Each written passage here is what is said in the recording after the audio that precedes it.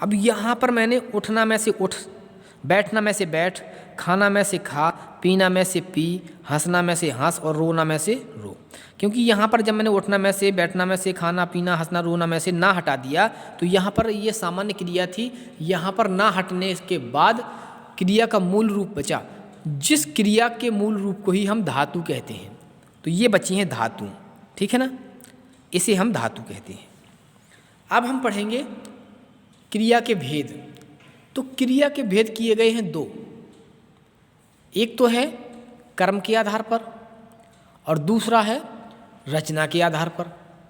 सबसे पहले हम पढ़ेंगे कर्म के आधार पर, क्योंकि जब हम आगे पद परिचय पढ़ेंगे तो वहाँ पर जो पद परिचय में मुख्य क्रिया आती है वह कर्म के आधार पर ही आती है।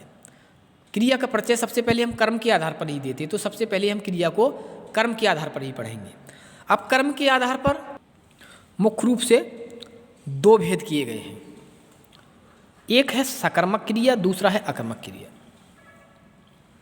अकर्मक क्रिया हम देखें, अकर्मक जैसे उसका नाम से ही स्पष्ट है कि कर्मक माने कर्म के माने विपरीत, जो कर्म के विपरीत हो यानी कर्म ना हो जिसका, उसे कहेंगे अकर्मक।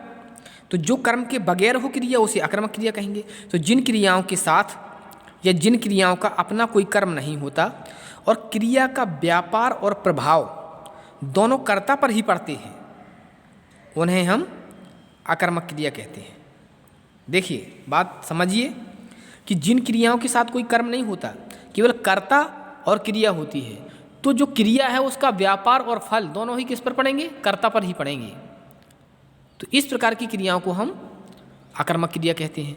जैसे मोहन हंसता है, अब हंसने का जो प्रभाव है वो किस पर पड़ रहा? सीधा सीधा मोहन पर।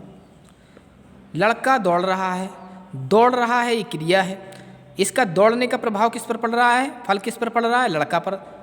तो ये अकर्मक क्रिया है क्योंकि इसका कोई कर्म नहीं है। मोना खेलती है, खेलती क्रिया है, करता है मोना क्योंकि खेलने वाली कौन है? मोना। तो यहाँ पर खेलने का सबसे अधिक प्रभाव किस पर पड़ रहा? मोना पर। तो ये अकर्मक क्रियाएं हैं। लेकिन अगर यहीं पर खेलने का कोई कर्म होता तो सकर्मक क्रिया हो जाती। जैसे मोना गेंद खेलती है, तो खेलने का प्रभाव पर किस पर पड़ता? सबसे अधिक गेंद पर।